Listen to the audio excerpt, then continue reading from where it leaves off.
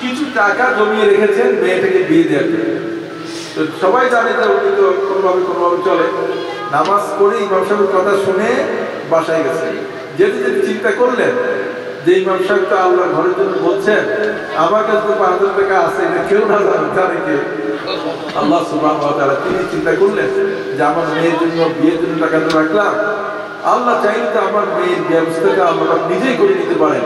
তিনি পরে ওয়াক্তে মসজিদে আসতে 5,000 টাকা সাথে করে নিয়ে আসছিলেন। এই ইমাম সাহেব মাওলানা আব্দুর রহমান সাহেব ইমাম, ওনাকে হাতে দিয়ে বললেন, হুজুর আপনি জানেন আসলে আমার অবস্থা, এই 5,000 টাকা আমি কষ্ট করে জমায় রাখছি আমার মেয়ে বিয়ে দেওয়ার জন্য।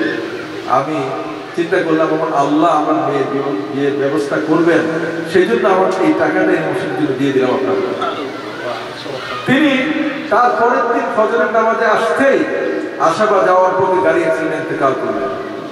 দুপুরে জানাজা হলো, আমি জানাজা শরীক হলাম, তখন এই ঘটনা নিয়ে ব্যবসা করলেন।